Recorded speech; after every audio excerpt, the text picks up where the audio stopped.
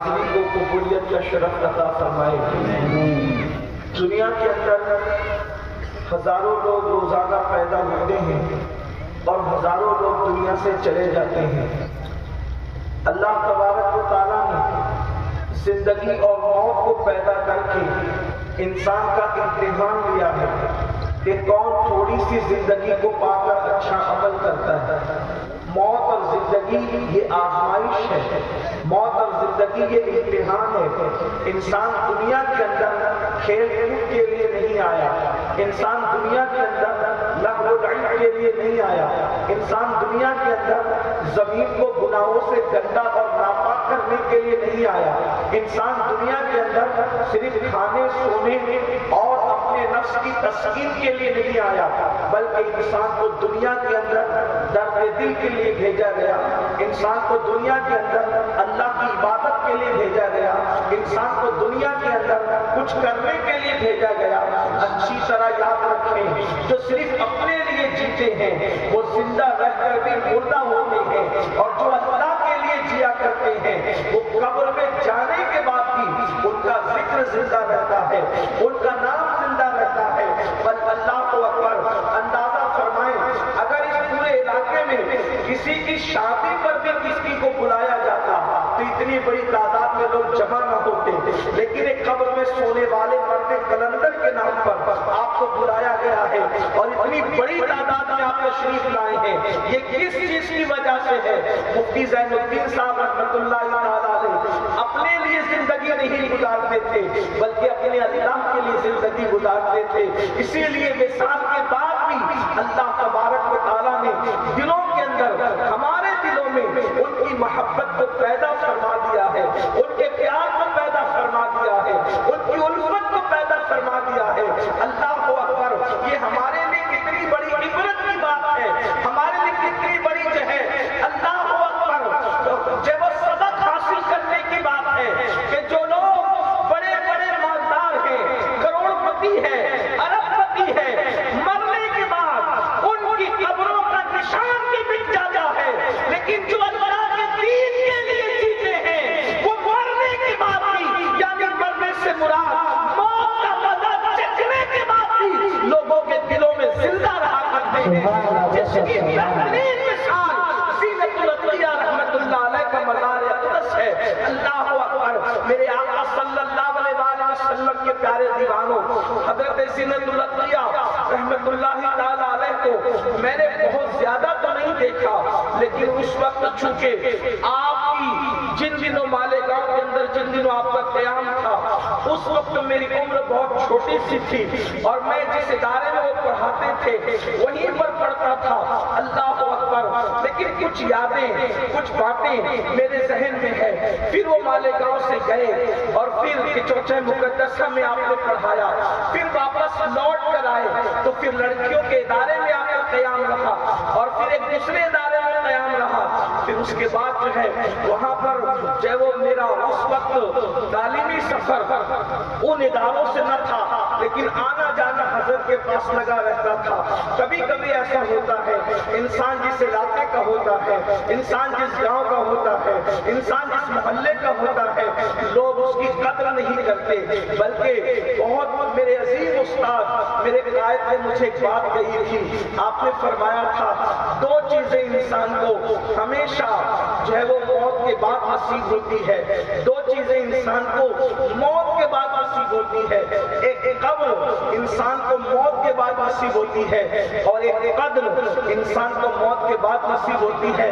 قبر اور قدر یہ دونوں چیزیں انسان کو بعد موت نصیب ہوتی ہے، اور میری قوم اہل سنت و جماعت کا تو حال ہی جدا ہے، جب تک زندہ رہیں گے ستاتے رہیں گے اور جب مر جائیں گے تو قبروں پر گنبد بھی بنائیں گے، عرس بھی کریں گے۔ اللہ اکبر، جی لباس نہ دینے والی قوم موت کے بعد چادروں کا انبار لگاتی ہے۔ بہرحال یہ بڑا المیہ ہے۔ میرے آقا صلی اللہ علیہ وآلہ وسلم کے دیوانوں، وہ امام جو تنخواہ بڑھانے کے لیے بول بول کر زبان سکھا دے، اللہ اکبر، اسے ترسا دیتے ہیں، لیکن اسی کی موت کے بعد ان پر ہزاروں روپے اس کے خرچ کیے جاتے ہیں۔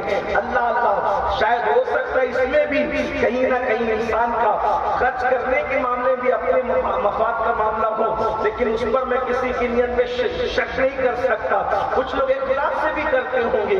میرے آقا علیہ الصلوۃ والتسلیم کے پیارے دیوانوں، حضور مفتی زین الدین صاحب قبلہ رحمۃ اللہ تعالیٰ علیہ بڑے عظیم فقیہ تھے. آپ نے سنا مولانا حضرت علامہ مفتی شاہ نواز صاحب سے. بڑے عظیم مفتی بھی تھے، بڑے عظیم مدرس بھی تھے. ان کی سب سے بڑی بات یہ تھی وہ انتہائی خلیف تھے، انتہائی بااخلاق تھے. ایک چھوٹا سا بچہ بھی اگر ان کے پاس چلا جاتا آپ اس کو نظر انداز نہ فرماتے. اور یہ اخلاق نبوی صلی اللہ علیہ وآلہ وسلم کا عکس جمیل ان کی زندگی کے اندر تھا. اللہ کا رسول صلی اللہ علیہ وآلہ وسلم نے فرمایا میزان پر سب سے بھاری بھرکم جو چیز ہوگی وہ انسان کے اخلاق ہوں گے. اچھی طرح یاد رکھنا، نفلی نمازیں، نفلی روزے، کثرت سے تلاوت قرآن. حضرت سیدی نصیر الدین چراغ دہلوی فرماتے ہیں کثرت سے قرآن کی تلاوت، کثرت سے نفلی روزے، کثرت سے نفلی نمازیں یہ تو بوڑھی عورتیں بھی کر لیا کرتی ہے. سیانے مردوں کا کام یہ ہے کہ وہ حسن اخلاق سے لوگوں کے ساتھ پیش آئے. اور اللہ اکبر، مفتی زین الدین صاحب رحمۃ اللہ تعالیٰ علیہ کی زندگی میں انتہائی یہ چیز آپ کو نظر آئے گی. وہ سادگی کا پیکر تھے، وہ عشق مصطفیٰ کا پیکر تھے. اللہ اکبر، قوم کی ضرورتوں کو محسوس کر کے وہ اس طرف جو وہ پیش رفت فرماتے تھے. غالباً جس وقت اہل سنت و جماعت میں لڑکیوں کے ادارے کا تصور انتہائی عدم تھا، مفتی زین الدین صاحب رحمۃ اللہ علیہ نے مالیگاؤں میں حنفیہ سنیہ میں تعلیم اور تدریس کے درمیان اللہ اکبر بچیوں کے ادارے کی ضرورت کو محسوس کیا. اللہ اکبر، آپ اندازہ فرمائیں یہاں پر علماء موجود ہے، صبح سے دوپہر تک ایک عالم اگر بچوں کو پڑھاتا رہے اور اس کے بعد پھر ایک مرتبہ اس کو پڑھانے کی گزارش کی جائے تو جلدی سے وہ تیار نہیں ہوتا، بلکہ ایک ذمہ دار انسان ایک تقریر کے بعد دوسری تقریر کرنے کے حوالے سے وہ سوچتا ہے کہ میں ذہنی طور پہ تھک گیا ہوں، اب اگر میں دوسری تقریر کروں گا کہیں ایسا تو نہ ہوگا کہ میرا ذہن اور میری زبان دونوں ایک دوسرے کا ساتھ نہ دے، کہنے جاؤں کچھ اور بول کچھ. اس لیے کہ کبھی کبھی تھکن ایسا ہو سکتا ہے کہ جب انسان تھک جاتا ہے ذہنی طور پر تو زبان اور ذہن دونوں ایک دوسرے کے ساتھ ساتھ نہیں چل پاتے، مضامین ذہن سے اوجھل ہونے لگتے ہیں. اللہ اکبر، لیکن بہرحال ایک گھنٹے کی تقریر کرنا اور کام ہے. بلکہ یہ بات بھی میں آپ سے عرض کروں، کسی کی توہین اور تنقید مقصود نہیں ہے. سب سے آسان کام اگر کوئی ہے تو تقریر ہے. تقریر سے کچھ مشکل اگر کوئی کام ہے اللہ اکبر وہ تدریس ہے. اور تدریس سے بھی کوئی مشکل کام ہے وہ تصنیف ہے. تینوں کی اپنی اہمیت ہے، تینوں کو بھی کسی کو نظر انداز نہیں کیا جا سکتا. لیکن اگر 6 گھنٹے تک مدرسے میں ایک جگہ بیٹھ کر انسان پڑھائے اور پڑھانے کے بعد پھر اس کو دوبارہ پڑھانے کے لیے کہا جائے تیار نہیں ہوتا. لیکن حضور زینت الاتقیاء کو کسی نے کہا نہیں تھا کہ بچیوں کی تعلیم کی ضرورت ہے. حضور زینت الاتقیاء رحمۃ اللہ علیہ نے حنفیہ میں قیام کے دوران ایک مکان کے اندر اظہار العلوم کی بنیاد رکھی، بچیوں کے ادارے کی بنیاد رکھی اور آپ خود پڑھایا کرتے تھے. اور آپ کو پتہ ہونا چاہیے آپ نے اپنے دور میں جن بچیوں کو تعلیم دی ہے آپ بھی محنتوں کے باوجود ان جیسی عالمہ کوئی تیار نہیں کر سکا. اور